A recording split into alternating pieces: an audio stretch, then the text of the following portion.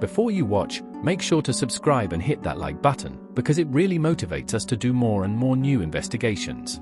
Part 2, The Shadow Frequency. The night after the broadcast, the newsroom felt like a tomb. The air was thick, humming with that faint metallic vibration Ethan had been hearing since the night of the signal.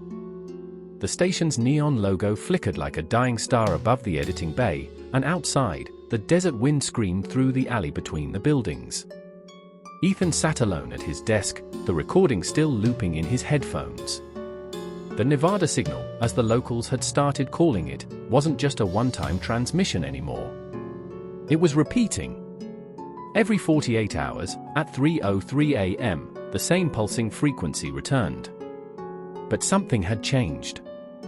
Now there was a voice buried inside it. "Ethan, we're waiting." He ripped off his headphones. His pulse hammered in his ears. At first, he thought it was stress, auditory hallucination from too many sleepless nights.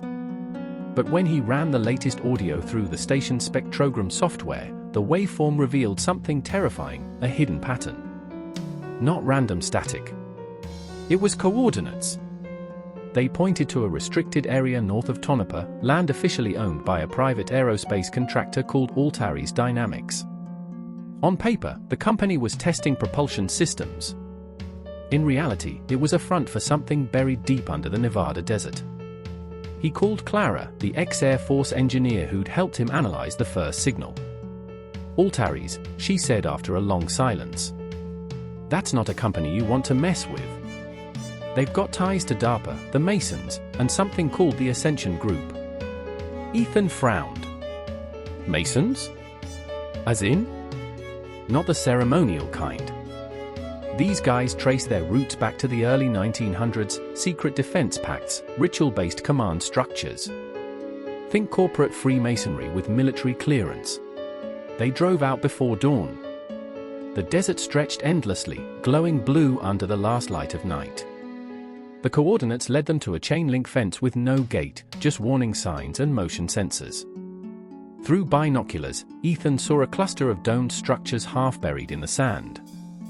One of them pulsed faintly, the same rhythm as the signal. "That's it," Clara whispered.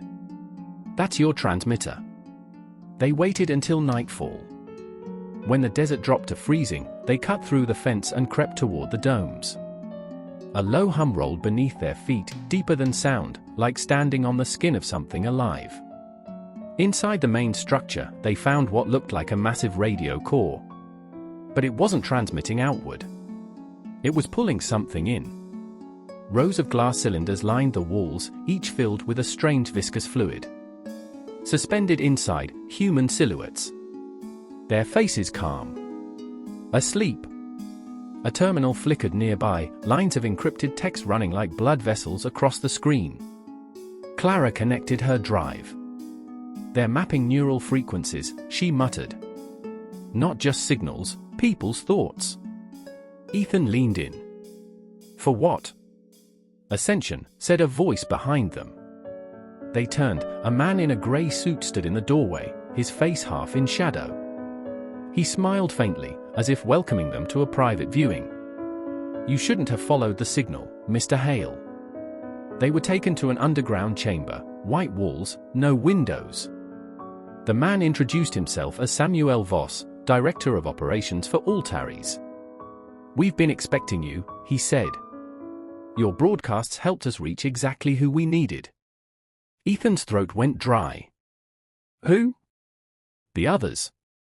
Those who can hear the frequency." He gestured to a glass wall behind him.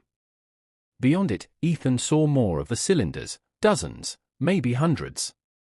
Inside them, men and women floated motionless, their bodies wired with black cables running up into the ceiling. "They're not prisoners," Voss said. "They volunteered to join the signal." Clara's voice broke the silence. "You're harvesting consciousness." "We're harmonizing it," he replied calmly. The Masonic order built its foundation on the idea of unity through knowledge. The next evolution of humanity isn't physical, it's vibrational. The signal is a bridge. Ethan stared at the glass, heart pounding. "You're turning people into transmitters." Voss smiled again. No. Into receivers. That night, Clara hacked the system while Voss was gone. She found a data log showing hundreds of entries, all with timestamps aligned to the global broadcast network. The Nevada signal wasn't isolated.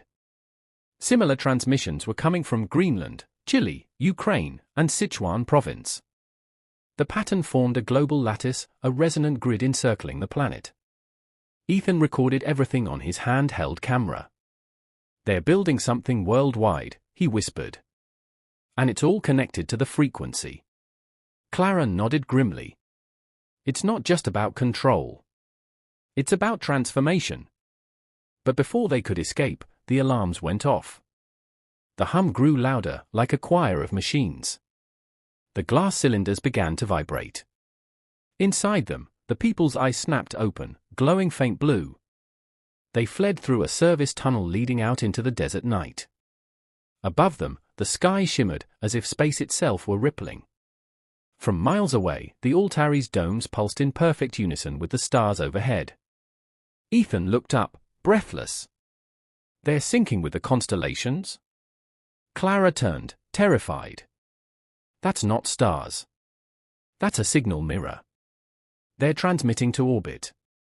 Suddenly, the sound hit them again, the same low pulse, but this time everywhere at once. Phones, car radios, satellite feeds, all carrying the same tone. "Ethan Hale," a voice echoed inside his skull. "You have heard the call. You cannot silence it." He fell to his knees, clutching his head. The desert blurred. The stars twisted. When he woke, it was morning. Clara was gone. His camera was gone. Only the cracked recorder lay beside him, still humming faintly. He returned to the station that night. No one answered his calls. The newsroom was empty, computers wiped, files gone, signal boards dead. Only one new file sat on his desktop. No sender. No timestamp. Just a name, ascension_sequence_01.wav. He hesitated, then pressed play. A familiar voice spoke. It was his own. "This is Ethan Hale, reporting live from the other side." The frequency rose until it became silence. And somewhere in the Nevada desert, beneath the ground, the domes began to hum again. "Oh, and by the way, don't forget to like and subscribe, because that really motivates me and my team to do more investigations and bring you more and more new videos."